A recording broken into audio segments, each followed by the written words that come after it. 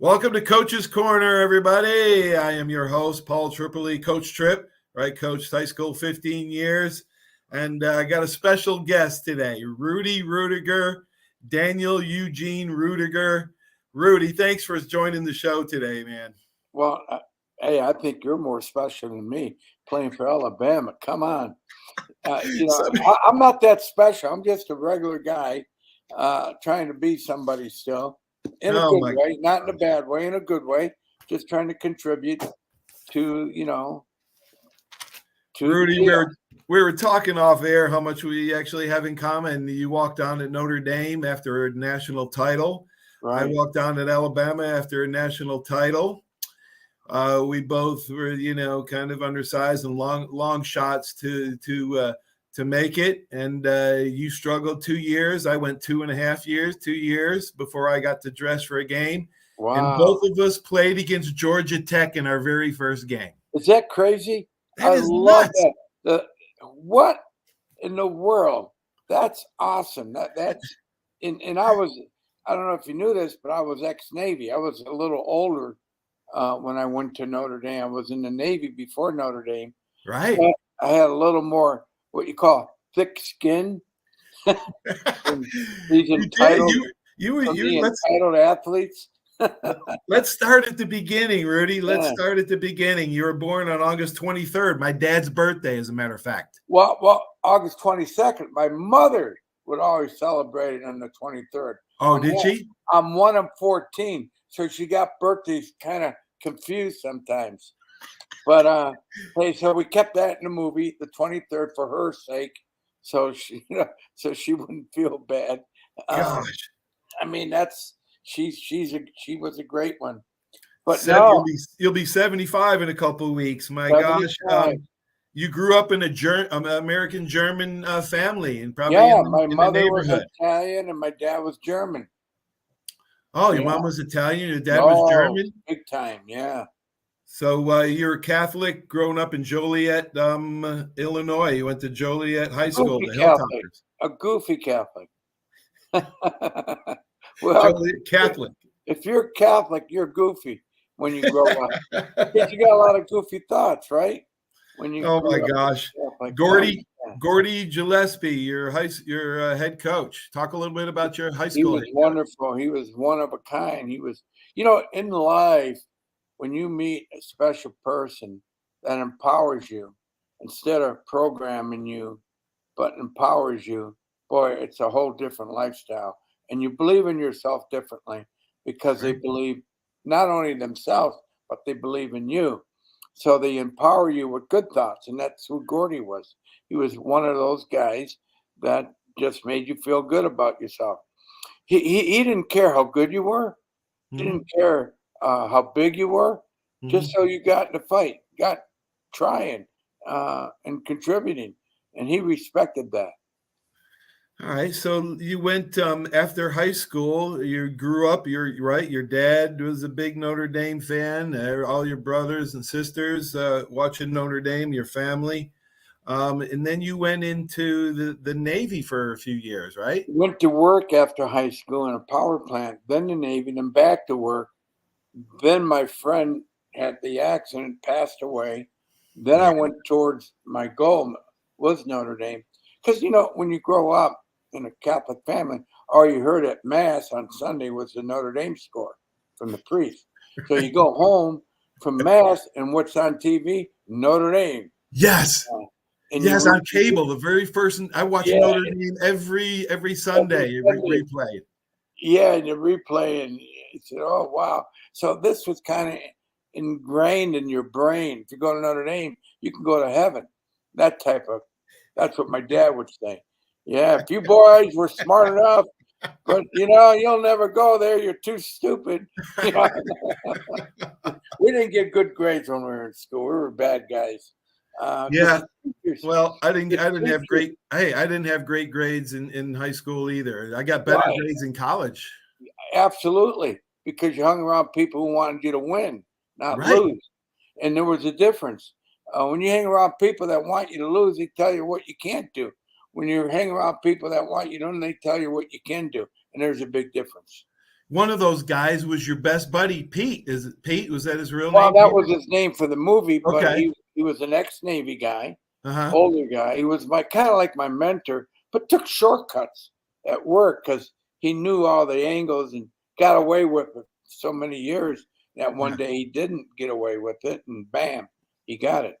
And that inspired you, and that inspired Well, you to go. it told me no more shortcuts in my life. Right. I gotta go for my dream. It was kind of like, he kind of reminded me, don't live in regret. Rudy, you always talk about why are you living? Because he says, don't listen to that. Just go for it. And when he died that day, I said, he's right. I got to go for it. And that's how that happened.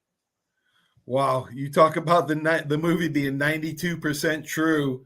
What a great movie. I watched it again yesterday with a friend of mine. Man, still tears came to my eyes 30 years later after watching that. You lived that dream. Mainly because it hit a bell. It rang a bell for me because I went through a lot of the same stuff you did. Absolutely, you did, and and you couldn't ask for a better, university than the University of Alabama. And by the way, all Alabama people treats me nice. They really. Right. I spoke to I'll never forget the Alabama justices, all the attorney generals and whatever, and right. Jeff Sessions was there, and I'll never forget how they honored me and how cool it was talking to all these lawyers and judges, and they were so cool, and I'll never forget how I was treated with honor. Right. I'm not treated like that at Notre Dame. It's almost like, why are you here? Well, who was there was some other coaches that also, besides Father, was it Father Kavanaugh? Was that his movie name? Or Father? No, that's his real name. He happened to be the older. This is funny how God works and the serendipity of life. But anyhow, when I went towards the university, when my friend died, when I wanted to find out how to get to Notre Dame, but this was a flip flop. I was already at Holy Cross. So now I'm going to Notre Dame to find out what more do I have to do after I got rejected twice, right? Right. And I wanted to find out, what do I need to do to get in here? Just tell me and I'll do it. Well, Father Kavanaugh, was a past president of Notre Dame, happened to answer the door that night, who was an older priest, kind of senile. So he got Holy Cross confused because Holy Cross Seminary was also on campus. And he thought I wanted to be a priest. He didn't know about the junior college. There's only 100 kids at that little junior college.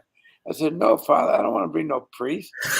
And he got that was true in the movie. And I told him, I said, look, I know Father Bain is the Father. So he got them to come over to help me get through the night. And they got me another priest that was kind of like the provost at Notre Dame, who was the head cheese.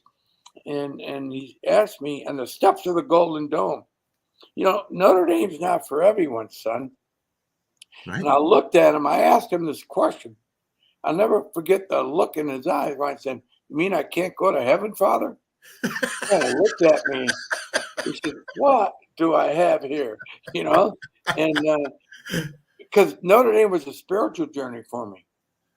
Because my gosh, yeah, it was more of a power of I could be. See, when you're on that type of journey, all the goofy thoughts go away, all the doubt goes away, all the guilt goes away.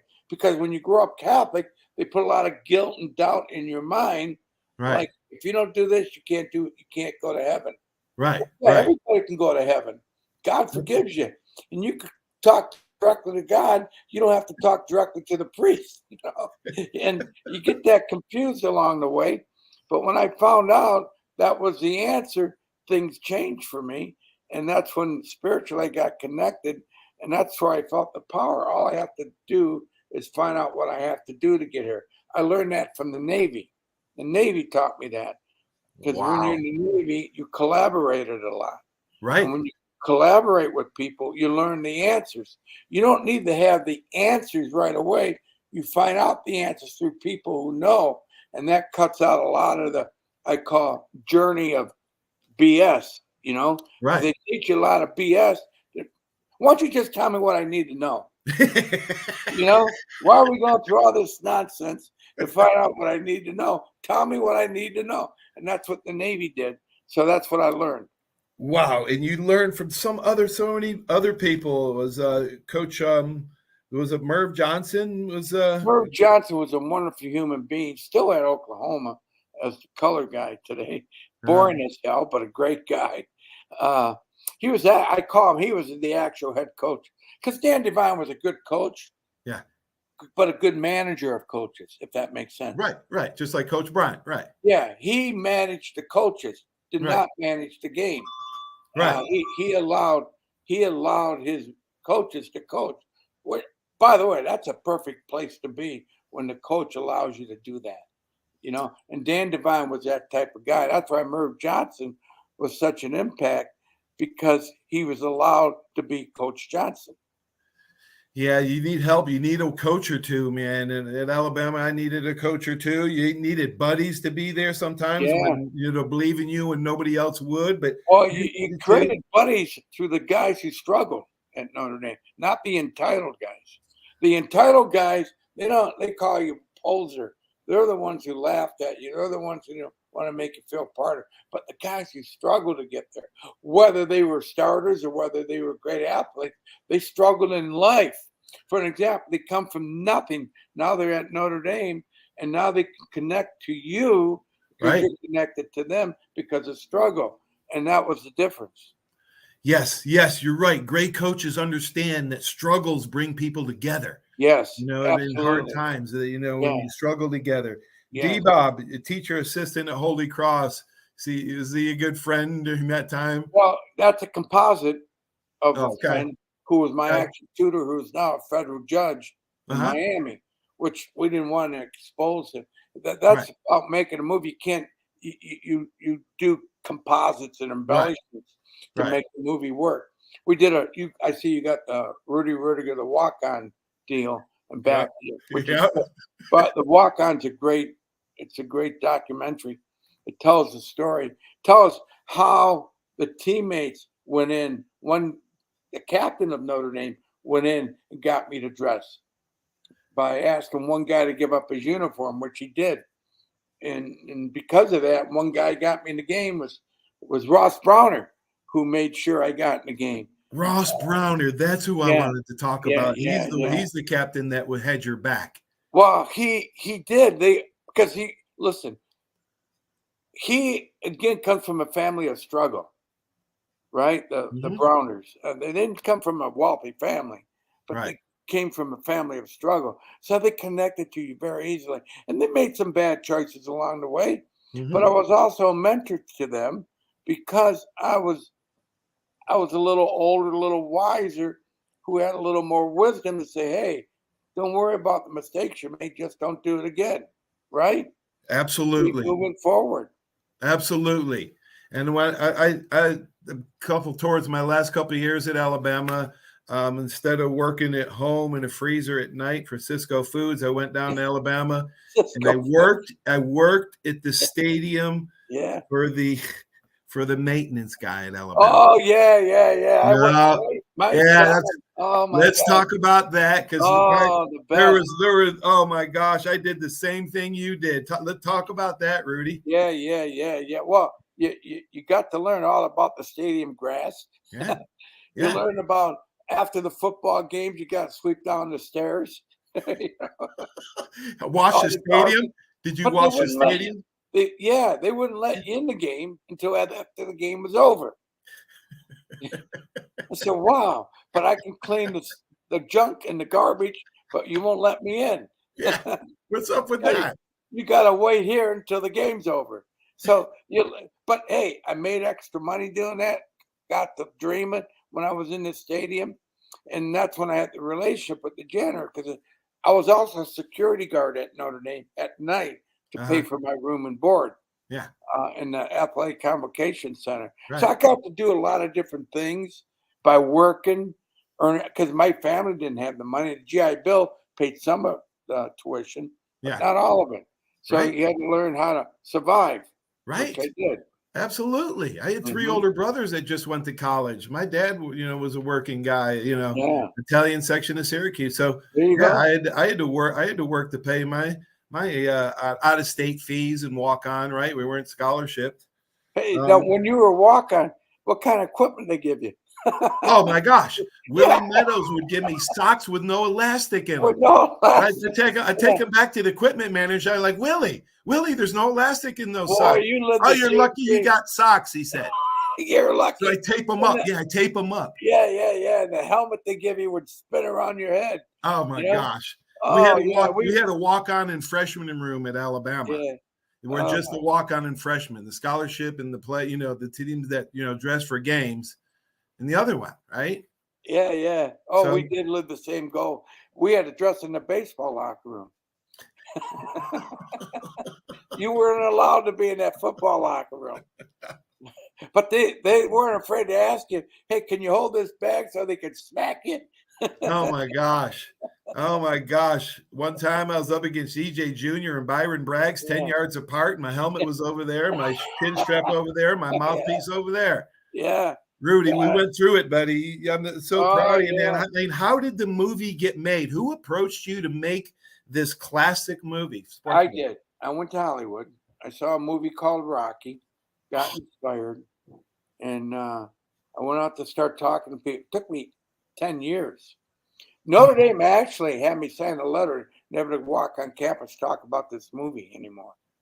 Oh my gosh. It's been a fight from day one. Why is that? Why is it? Well, because remember Notre Dame had their movie called Newt Rock the All-American. And one, they didn't recognize your journey or your story anyhow. Right. Because, hey, you're not one of the elite but what one of the boys. You're not one of the boys. I was from upstate New York. I was made fun of every day I opened my mouth. Absolutely. And what they don't understand is 97% of us are Rudies. And families gave up second and third mortgages so their kids can go to Notre Dame. Right. And the kids worked not 80% of the kids were there on financial aid. But they never tell you that. No. Right? No. Yeah. That's why, huh? That's what I knew I had them. Yeah. Oh my gosh. So what connection? How did you meet Dan Jenkins? I want to shout out to Dan Jenkins. Thank you for setting this up, Dan. Yeah, Dan Jenkins. You had me going the first conversation I had. Yeah. Well, Dan, he's a unique character. I call him a character of life. He just showed up in my life one day, and he started telling me how he sells pop bottles on the side of the road to make a living. I said, me too.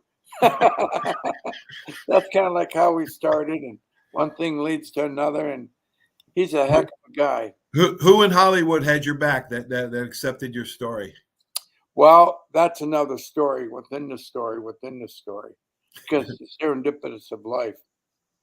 You don't know who knows someone. You don't know who's going to help you. Just ordinary people helped me get the movie Rudy made. A mailman, a hotel manager got me to the right people. And that's because of you have the courage and the boldness to tell your story to certain people. But you never know how that story comes back to the right people to make it happen. You don't know that. Right. So I was out in Hollywood for almost 10 years trying to pitch a story. And because of a hotel manager, my final meeting at Notre Dame was with Notre Dame. It lasted about, I think I played longer than the meet.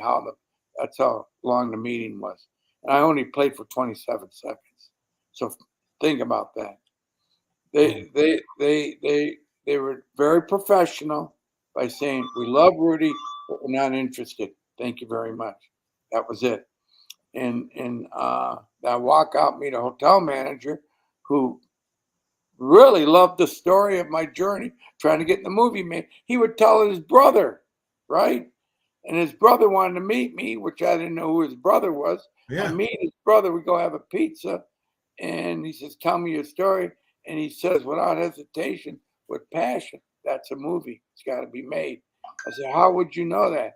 He said, how would you know that? He said, well, did you ever see the movie Hoosiers? I said, yes. Well, my friends and I put that together. I said, oh, my God. from a hotel manager to that. Said, would you be willing to talk to the writer, my good friend Angelo Pizzo, who wrote it? We're all from Indiana University. Would you like to meet him? I said, yes. I'll set up the meeting. Would you go out to California and meet him? I said, yes. Now, this is at a very difficult time in my life because I finally landed a good job, right? So I go into my boss and ask him for time off because I got to go pitch this movie. He gave me all the time I needed. Wow. He fired me. Oh my gosh. The job I always wanted. Holy cow, Rudy. I'm going out to California to meet Angelo. So I go out to California to meet, and he doesn't show up for the meeting. Oh no.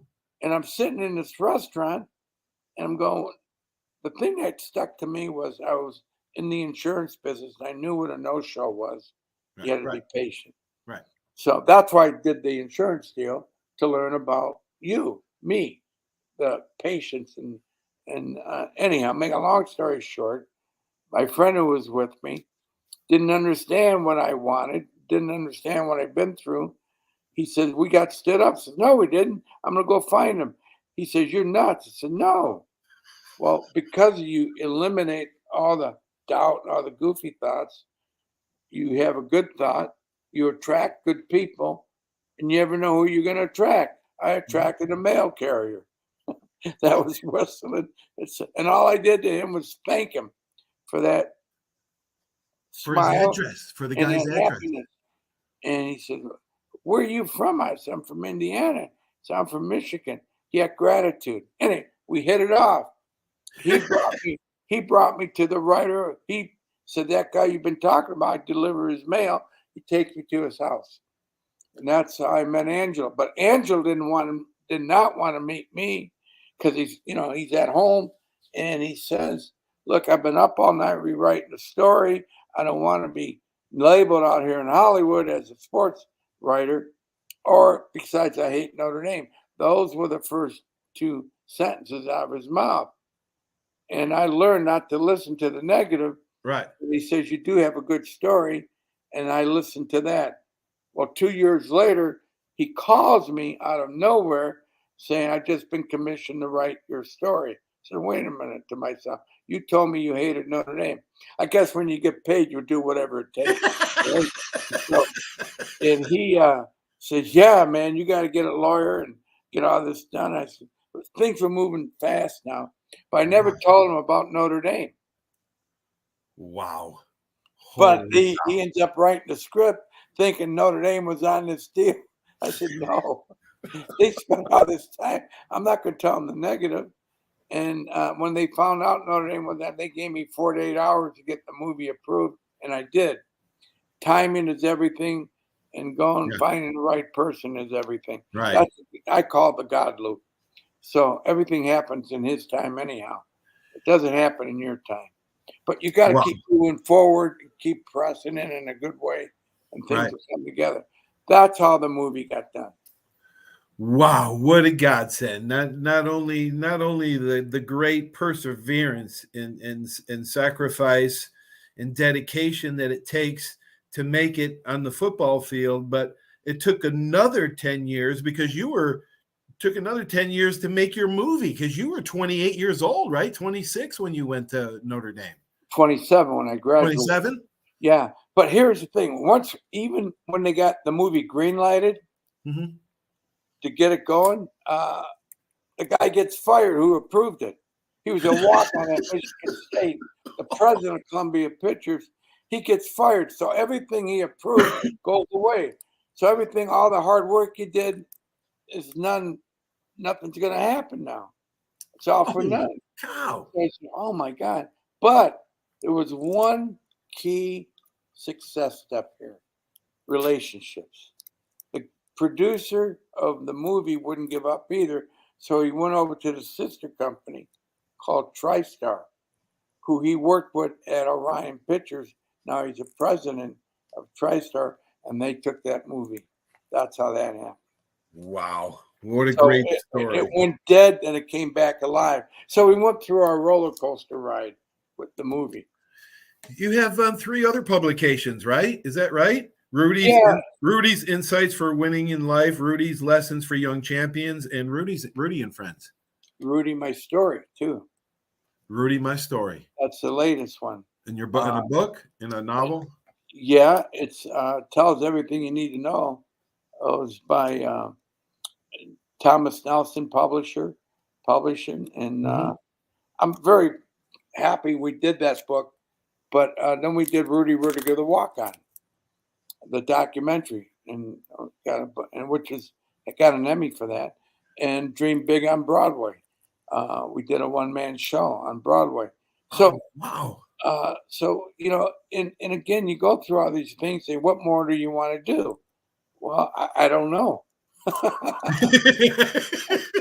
I get inspired. Something will pop up. Yeah, I mean, once you get here's the key. I tell people, you do everything you want to do. That doesn't mean you have to quit. You got to keep dreaming. Right.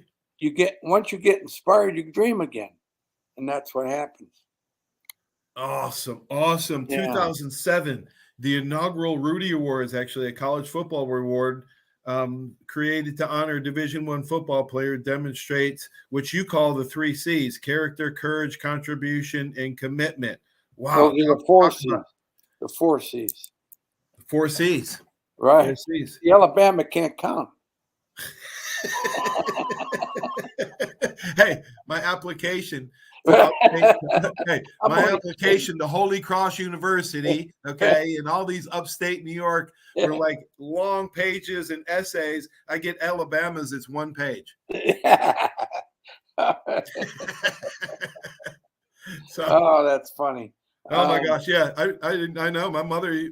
I didn't have the best grade. I'm not the smartest person in the world, but my older brothers are all smarter than me, and they all went to college. And I remember my mother saying, "Well, not everybody's college material." Yeah, right. Well, actually, I want to address that for a minute. She's right, but everybody can get a skill, and that's what we confuse today. We're not going after our kids to get a skill. You need a college degree. No, you don't. You need a skill set is what you need. You need to do something you could do and you're good at. You don't need a college degree to be somebody. You need a skill to be somebody. And that's hopefully comes back to our kids is that skill set.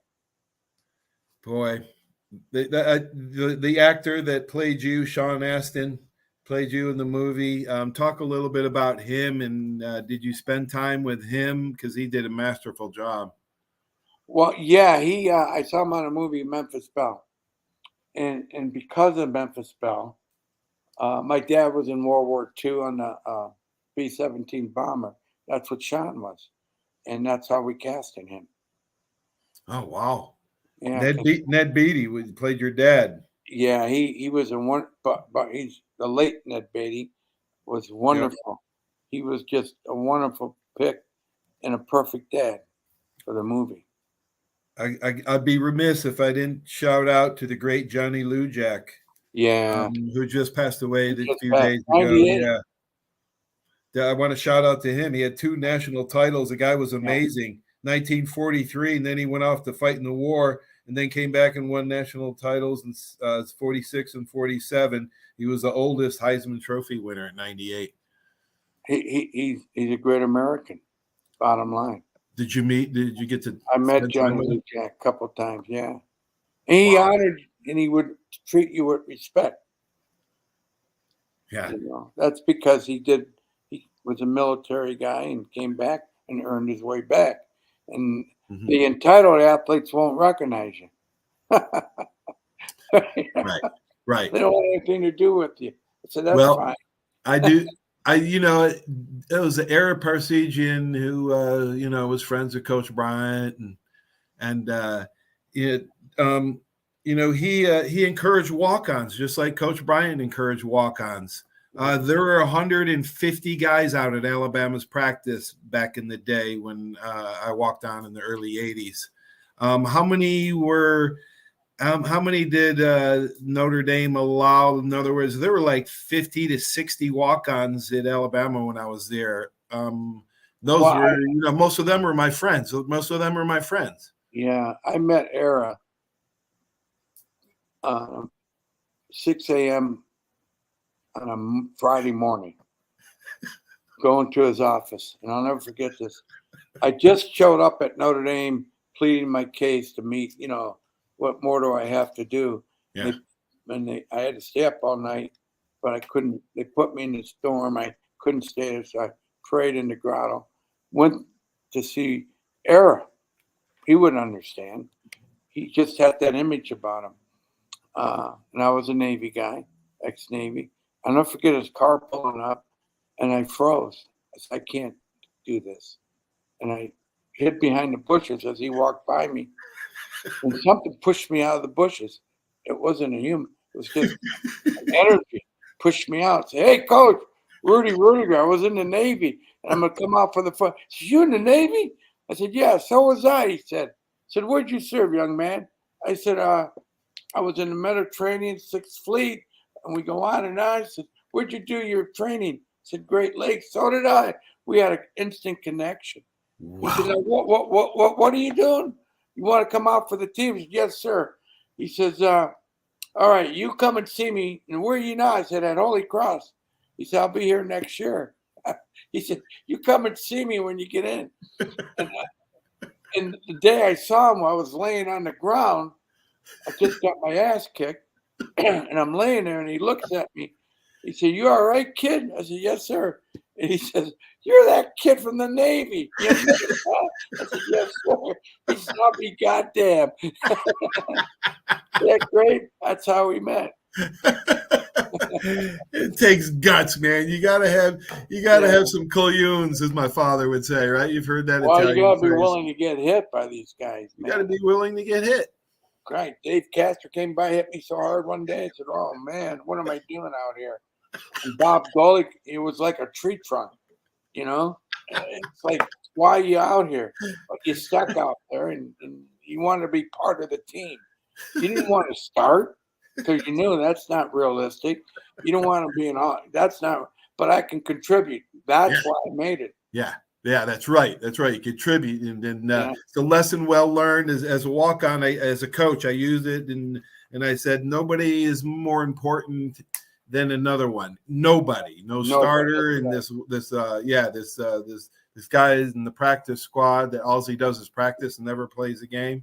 It gives us lessons, and you would have been good. You would have been a good coach, Rudy. Did you ever think about getting into coaching? I started as a graduate assistant after I graduated. But what I saw in that conference room said, that's not me. They never went home. I said, I can't do this. Rudy, that's exactly why I didn't get into coaching. When I got done with the Tampa Bay Bucks, Coach Perkins said, hey, you can go back to Alabama, coach with Coach Curry. And I'm like, wait a minute. You want me to work 100 hours a week, never come home for $25,000? No, thanks. Yeah, exactly. I said, I'm going to go. And when Era sees me one day, this is when Divine, he made me a graduate assistant. Era sees me one day, he said, Rudy, you going to coach? I said, no, I don't think so. He said, why don't you go sell insurance? One of my kids, who I coached at Northwestern, has a big insurance company in Chicago. Go see him. Tell him I sent you. And I did. It was Pat Ryan. I don't know how big he was. Big dude, very wealthy man. And anyhow, they ended up hiring me. I ended up working for him for 8 years, and ended up getting fired by him twice because I wanted to do this movie. Anyhow, crazy, all right? I even went up to Pat Ryan while I was selling insurance. When I got the dream, when I saw the movie Rocky, I went up to Pat Ryan and asked him, would you support, can you give me some money so I can do this movie? He said, you go sell insurance. I don't know anything about movies. He said, I don't invest in stuff I don't understand. I said, well, thank you. I see his kid years later at Notre Dame who gets his master's degree there at Notre Dame. But is a cerebral palsy type of kid, but a real great kid. And I meet him at the bookstore. And I said, I know your dad. I worked for your dad. He says, what's your name? I said, Rudy Ruettiger. So, oh my God, my dad says, talks about you all the time. See, that's the kind of thing, the perseverance and to get the movie made. Right. It inspires other people, man. That's got to feel so good, because even when I inspired some kids, that I coached, and a lot of times you don't recognize the impact you have, but man, to inspire millions of people to live out their dreams, it's got to feel good inside. Well, it does. I just got Nate Boyer, who was a Green Beret. He was 13 years old when he saw the movie Rudy, and he became quite a guy. In fact, he says he was 13 years old when he saw Rudy. He's the guy who went to Colin Kaepernick and says to Colin Kaepernick, he was a walk-on at the University of Texas and went on to the Seattle Seahawks, was a long snapper. Mm-hmm. He convinced Kaepernick to kneel because he was going to sit and not stand for the national anthem. And Kaepernick wouldn't do it. He says, hey, just kneel then. And he did. But now Nate he's big. He just did a wonderful movie about, former, I call PTSD kids who came back from the military. He's really a great guy.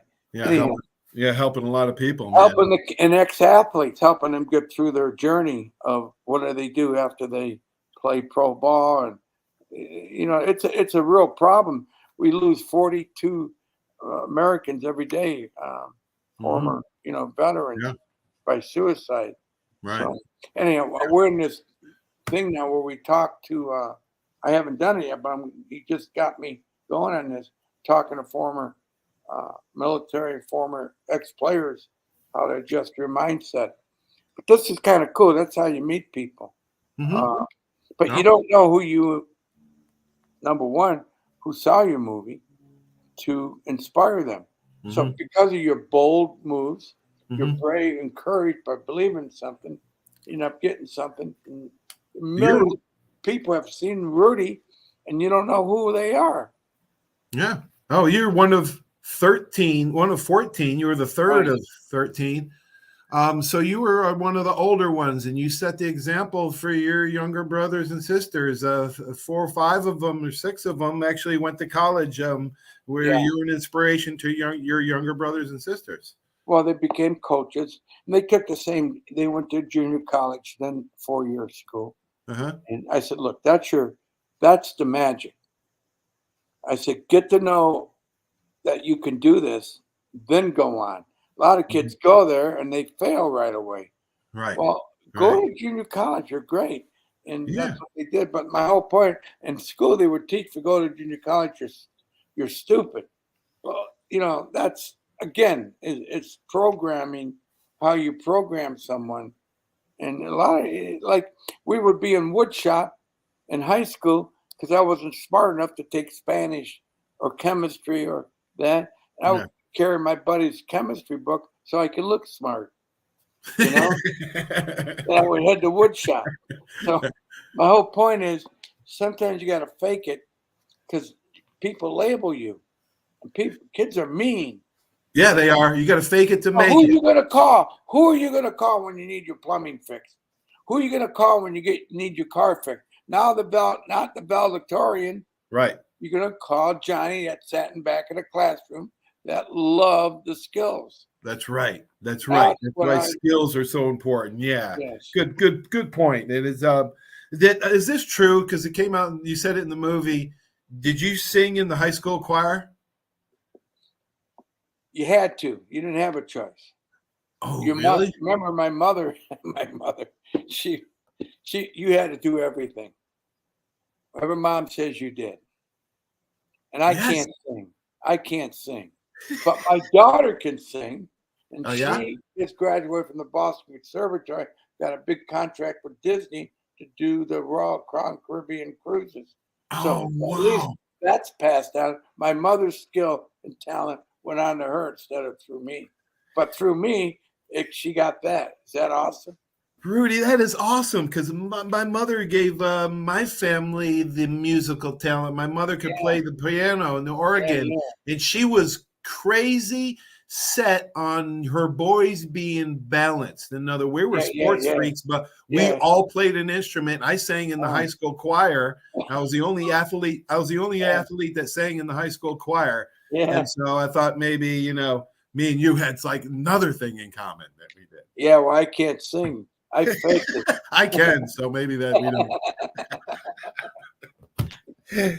Oh my gosh, Rudy, man, I could go on and on and on and talk to you forever, man. It seems like I've known you forever in the short time that I've got to talk to you. But thank you for coming on the show. Hey, what an honor! Roll Tide. Roll Tide. Hey. And, I wanted to ask one more thing. Pete Holohan, an old Liverpool high school guy who became a great player at Notre Dame, and it's another thing that go Irish. Luck of the Irish. Hey, God bless you, my Peace. brother. God bless you, Rudy. Thank you so much for what you do for the community. We'll talk to you soon. This has been fun. Thanks. It has been a blast. Thank you, Rudy. Bye-bye. See you, buddy. Oh, man, stay tuned for some messages from our great sponsors. That was pure joy for me. Rudy Ruettiger. Thanks for watching. See you soon. There's a reason why Hill Kelly in Pensacola is the #1 selling Chrysler Dodge Jeep Ram dealer between Jacksonville and New Orleans. While other dealers have taken advantage of a competitive market with higher prices, Hill Kelly has discounted prices to the lowest of the year. And Hill Kelly in Pensacola won't surprise you with excessive charges beyond the selling price. Come see why people from Milton, Pace, Foley, Bay Minette, Daphne, Gulf Shores, Mobile, and beyond are driving to Hill Kelly in Pensacola to buy their next new Chrysler, Dodge, Jeep, or Ram. At Hill Kelly, the bottom line price and your satisfaction are what really matter. So before you sign, check the bottom line and make the trip to Hill Kelly in Pensacola to see what true local ownership can do for you. At Hill Kelly Chrysler, Dodge, Jeep, Ram, Highway 29 in Car City, Pensacola. Or shop online 24/7 at hillkellydodge.com. When it comes to bottom line pricing, nobody beats a Hill Kelly deal. Nobody.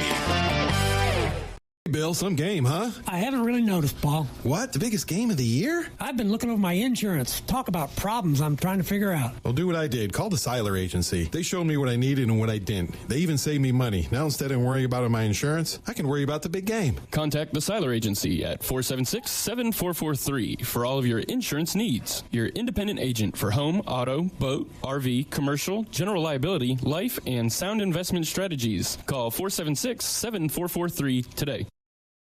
Are you riding around in a filthy vehicle? Dirty car no more. Visit Ronnie's Car Wash today to get it shining in no time. They have 3 convenient locations with another coming soon.